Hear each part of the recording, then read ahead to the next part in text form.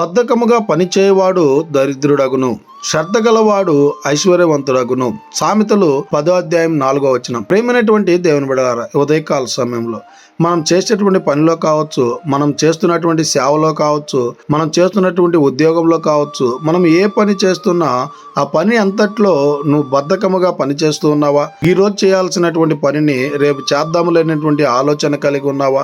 అయితే నీకోసమే ఉదయకాల సమయంలో ఈ వాగ్దానం ద్వారా దేవుడు మాట్లాడుతూ ఉన్నాడు. దేవుడు నీకు ఇచ్చినటువంటి పనిని, దేవుడు నీకు ఇచ్చినటువంటి సేవని, దేవుడు నీకు ఇచ్చినటువంటి వ్యాపారాన్ని శ్రద్ధ కలిగి పని చేసినట్లయితే అది నిన్ను ఐశ్వర్యవంతునిగా చేసేదిగా ఉంది. లేదా బద్ధకముగా ఈరోజు చేద్దాంలే, రేపు చేద్దాంలే, ఇంకొక రోజు చేద్దాంలే అనేటువంటి ఆలోచన కలిగి నువ్వు ఉంటే అది నిన్ను దరిద్రుడిగా చేసేదిగా ఉంది. గనుక ఇక నుంచైనా మనము శ్రద్ధ కలిగి పని చేసేటువంటి వారంగా ఉండాలని కోరుకుంటూ ఈ దిన వాక్యం ద్వారా దేవుడు మనలందరినీ బలపరిచి దీవించి ఆశీర్వదించును గాక.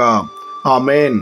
ప్రార్థన. మమ్మల్ని మిక్కిలిగా ప్రేమిస్తున్న ప్రియ పరలోకమందున్న మా తండ్రి, మీకే కోట్లాది వందనాలు, స్తుతి స్తోత్రాలు ప్రభా. ఈ ఉదయకాల సమయంలో ఈ వాగ్దానం ద్వారా మీరు మాతో మాట్లాడినందుకై వందనాలు ప్రభా. అయ్యా, ఎవరైతే ఈ వాక్యాన్ని విన్నారో వారందరి జీవితాల్లో మీ కార్యాన్ని నెరవేర్చమని ప్రార్థన చేస్తున్నాం. అయ్యా, ఎవరైతే బద్ధకముగా పనిచేస్తున్నారో అయ్యా, వారు దరిద్రులగుదరని, శ్రద్ధ గలవారు ఐశ్వర్యవంతులగుదరని మీ లేఖనాల ద్వారా ఈ దినాన స్పష్టంగా మాకు తెలియపరుచున్నారు ప్రభా. ఈ వాక్యాన్ని వింటున్నటువంటి వారిలో ఎవరైనా బద్ధకముగా పనిచేస్తున్నట్లయితే వారికి అందరికీ తండ్రి మంచి చురుకుదనాన్ని మీరు అనుగ్రహించమని, శ్రద్ధ కలిగి పనిచేయటకు కృప చూపించమని ఎవరందరినీ మీ కృపగల హస్తాలకు అప్పచెప్పుకుంటూ కృపనే కోరుకుంటూ ఈ రోజు వారు చేసే ప్రతి పనిలో మీరు తోడై ఉండి నడిపించమని యేసుక్రీస్తు పరిశుద్ధ నామమున అడిగి మరి ప్రార్థిస్తూ వేడుకుంటున్నాము తండ్రి.